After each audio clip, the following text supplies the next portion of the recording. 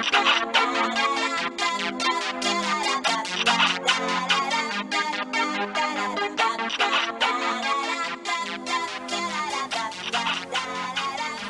y'all, and welcome to Crafting in the Dark with Unseen Strands, a crochet and fiber arts related podcast where I, your host Mo, am visually impaired and will be sharing with you strands of the rest of my life. I come to you from Central Iowa, where I live with my 4 boys, my husband, our 3 cats, and our dog. And I currently have both the little ones out with me, so they may pop up and be noisy from time to time. I've tried to turn down the TV because I freaked out when I muted it. So we'll see how far of this we can get into before lunchtime. But hopefully it won't take too long, because I don't have a whole lot to share with you. Alright guys, sorry about that. As entertaining as it would have been for you guys, and as annoying as the baby monitor is, yeah, I tried to record and I was probably getting kicked in the head by Zane behind me, and all sorts of other mayhem ensued, so we're just gonna go ahead, put them in their bedroom and retry this. Yeah, like I said, I don't have a whole lot to share with you today, but I finished one of my flowers. I hope that this is the Revolution Girl style now. It could also be the Skull Crusher Mountain, but I think I got the right one. I picked up the right one. But yeah, that is one of the little flowers I make. I will be putting a gem in this, and they will go on like either a brooch clip or hair clip, just whatever I decide to put them on. But that I got done. And those are made, they're actually, I didn't bring it over, they're made on a long time ago. So about 10 years ago, Hobby Lobby used to carry this interchangeable steel hook set. I don't remember what the brand is, but they're actually that brand. It might even be Yarnology, I'm not for sure. But they had an interchangeable steel crochet hook, and so I still have one of those hooks, and so it's just whatever head is in it. I don't know what size it was, and it's got teeth marks and isn't completely straight or whatever. Sorry, they were banging on the door for no reason.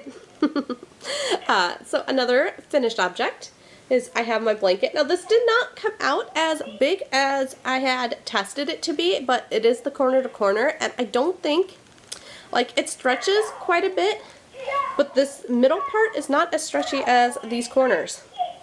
And I'm not a big fan of that, but I was going to do a bigger border on this. But this was all I had left. Like, I haven't cut the end off yet. I just had it, and then I lost it. I haven't cut the end off. And, oh, where did it go? I just literally had it. There it is. And that's all I had left. So, what is that? It's less than a foot. 8 to 10 inches. So I decided I was going to go ahead, end it there. There should have been, what was it, 6 more rounds of this edging, which you're not going to be able to see, but it does the camel stitch or whatever, which is the half double crocheting in the back loop of each of the previous row stitches. And what I ended up doing for this blanket was I went to 40 stitches across and then started decreasing it. And yeah, I'm just not the biggest fan of this corner to corner. I think my blankets that I do that are an actual stitch come out with a much more even stretchiness and things, and these are, you know, the corners are just kind of pointy. So I know that's a common problem, or what I've heard other people complain about with corner to corner, so I just think corner to corner probably isn't my ideal stitching. Or maybe it was just that, I don't know if I did the edging right, and maybe that edging pulled it a lot straighter or whatever, but I didn't think it was going to be big enough if I did the other thing I thought it could have meant. Oh, but this was a yarn that I actually got given to me. It's just the Premier Fable yarn, and I believe this is the Princess and the Pea colorway. At least that's what Google Translate told me.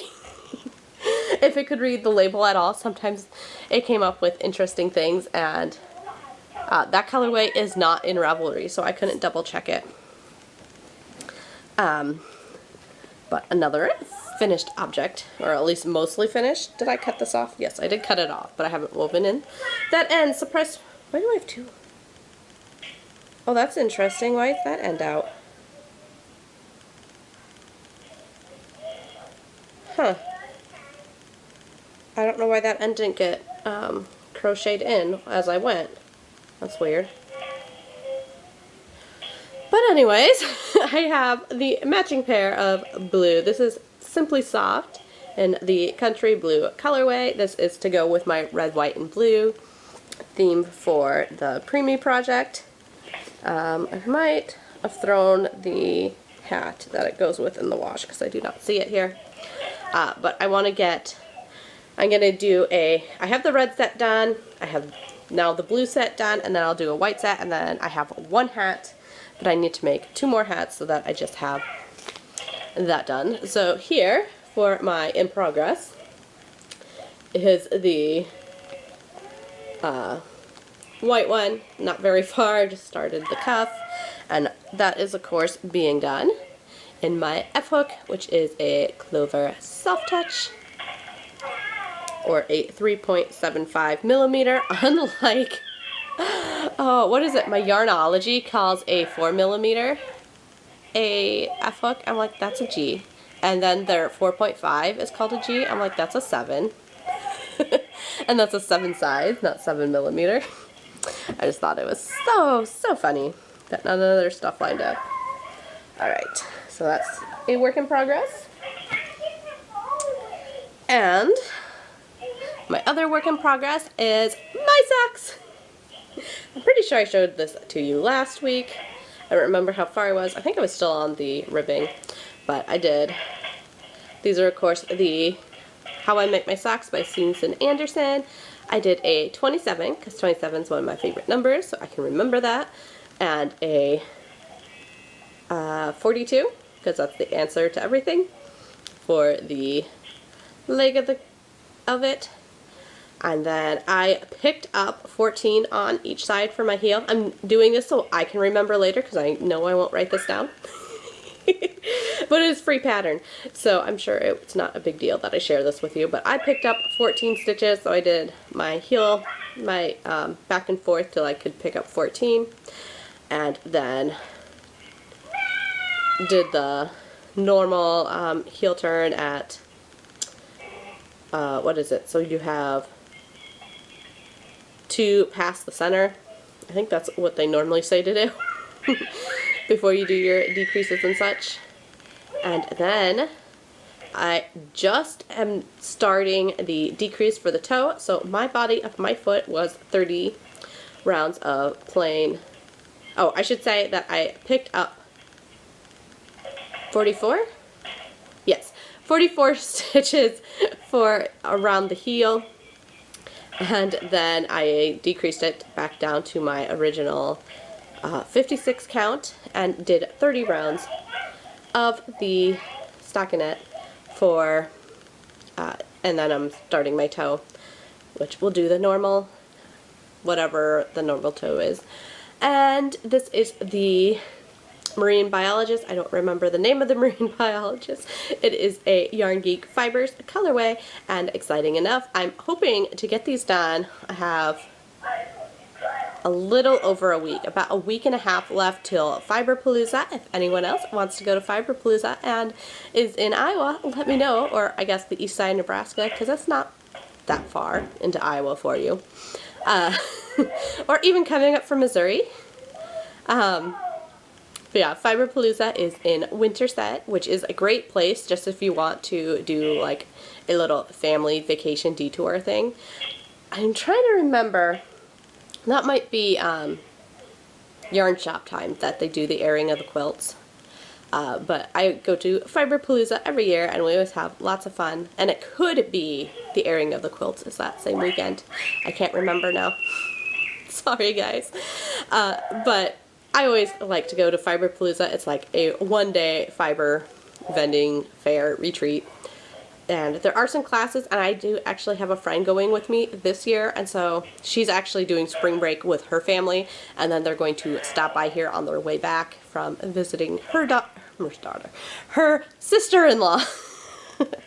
And they're going to stop by and we're going to go to that together. She's more of a sewing person, but she can do like knit and crochet and stuff. So that is what we'll be doing while they come through the area, because I think the guys can have plenty of fun taking the kids around. It does have the covered bridges and stuff, so if they don't want to go to Fiberpalooza, there is different things that they can do in the local area.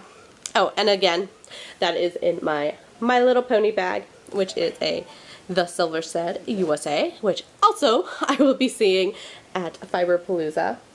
And my preemie project stuff is all in my Sticks and Strings 2019 bag, which is the Silver Shed USA.